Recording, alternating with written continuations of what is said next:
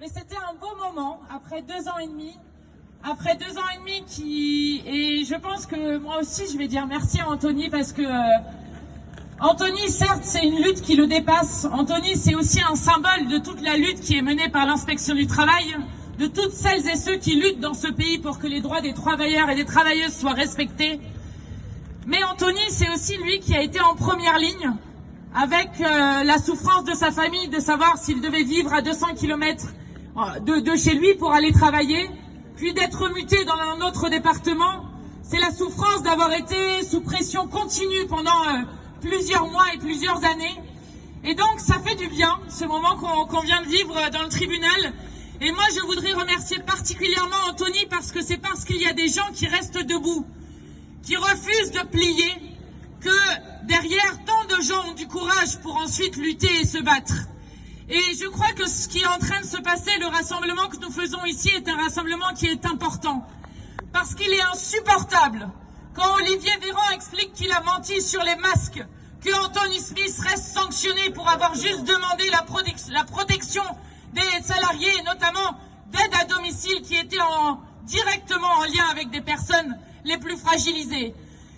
Lorsque Madame Borne, qui est celle qui a continué la sanction, je le répète, lorsque Madame Borne a été promue première ministre, il est insupportable qu'Anthony Smith, qui n'a fait que son travail d'inspecteur du travail, soit encore sanctionné.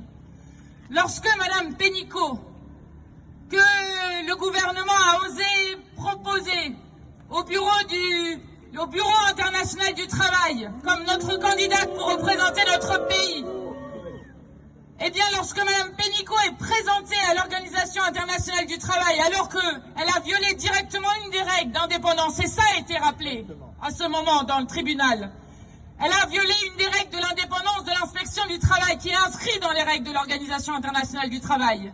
Eh bien, c'est grâce à la mobilisation d'Anthony Smith et de tant d'entre nous qui sommes autour de lui depuis maintenant 2 ans et demi qu'elle a été battue à ce poste-là.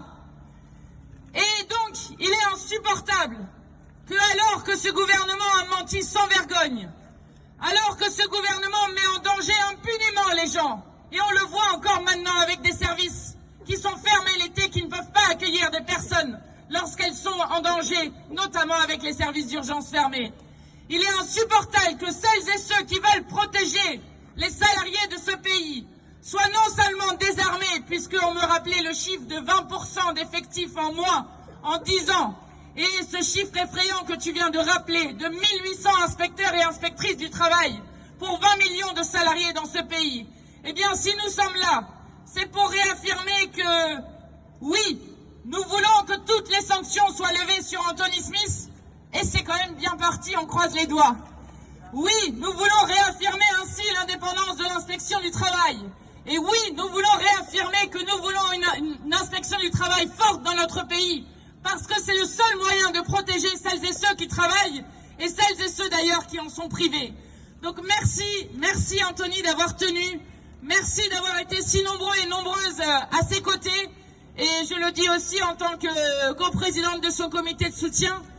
Et nous continuerons ce combat-là à nos côtés. Nous serons le 10 octobre aux côtés des inspecteurs et inspectrices du travail du 93 qui sont aujourd'hui menacés eux aussi de répression pour s'être battus contre le sous-effectif. Nous continuerons ce combat et la victoire d'Anthony Smith, je l'espère, sera un premier pas pour redonner du courage à toutes et à tous. Oui, nous ne sommes pas condamnés à vivre dans ce monde de malheur. Oui, nous pouvons vivre tout autrement. Et c'est la voie que Anthony Smith a tracée. Merci.